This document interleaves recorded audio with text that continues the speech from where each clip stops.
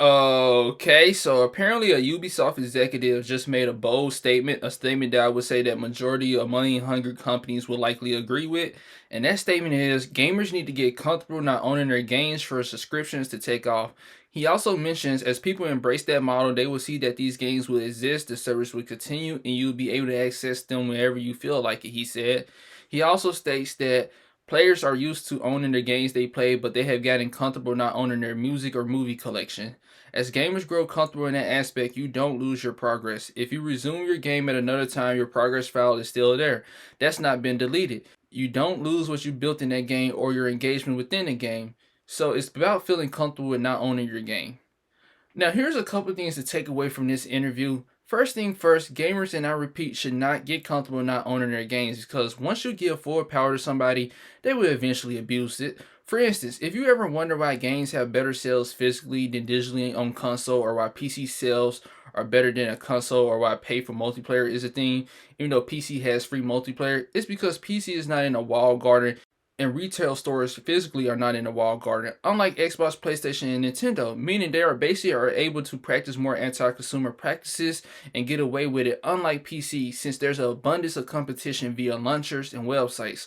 Also, why can't physical, digital, streaming, and subscription models all live together in peace and harmony like Avatar? Why does it have to be single or one defined way to consume your games? Why can't you have multiple ways? Like pre-internet, it's fully understandable that it was physical only since it's before the internet. And then now that we are in the internet era, it makes sense that games can be downloaded or streamed, but why can't there still be physical?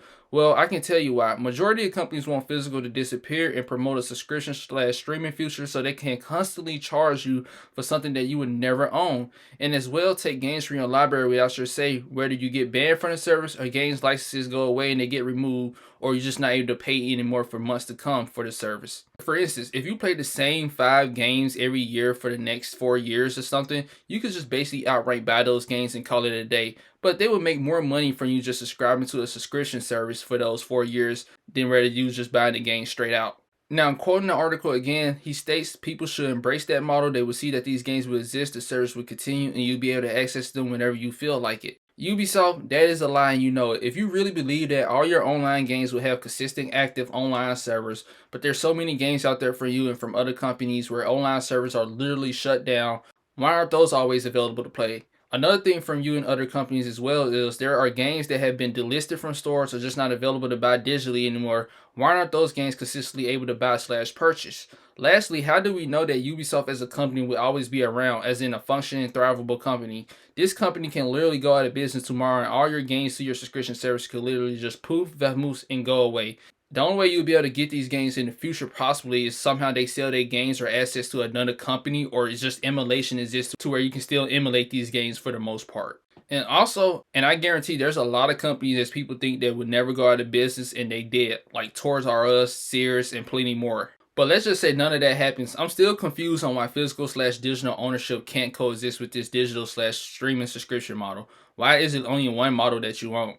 Now, recording the article again, he also states that gamers have gotten comfortable not owning their music or movie collection. The reason why gamers or people have gotten comfortable not owning their movies or music and why streaming services thrives in those markets, even though those markets technically are not that profitable, is mainly because there's no fear from any logical person of losing a song, TV show, or movie. The reason being is if Spotify, Apple Music, Netflix, Hulu, etc. all shut down next morning, everybody will literally find a pirated website to view those things within hours. And if you know the history of streaming services, they mainly exist because of the online piracy and was created to help circumvent people from pirated websites and cater to people's urgency and convenience to view or listen to media without going through the hassle of physical media.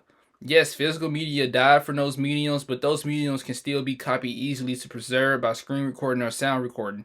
Games, not so much. Yes, emulation is the thing, but when it comes to games being played in modern day or some games being played without any issues, the physical or digital version of that game is preferred. Now, there's another statement I want to go back and record again. As gamers grow comfortable in that aspect, you don't lose your progress. If you resume your game at another time, your progress file is still there. That's not been deleted. You don't lose what you built in a game or your engagement with that game. So it's about feeling comfortable with not owning your game. Now, this statement doesn't make sense since this already exists if you just upload your save data to the cloud. I'm pretty sure every console and PC have that option. So let's just say you stay in Texas and go visit a friend in New York and you leave your PS5 at your house, but he has one in New York. All you have to do is make sure you have all your saved data in the cloud and just know your login information. It's pretty simple. And mind you, this guy, Philippe Tremblay, is the director of subscriptions at Ubisoft. So he has a conflicted invested interest on this topic, since he would benefit overall on the more people signing up for subscriptions and not buying stuff digitally or physically. My name's Dale the Gamer, real man, real gamer. Thanks for watching.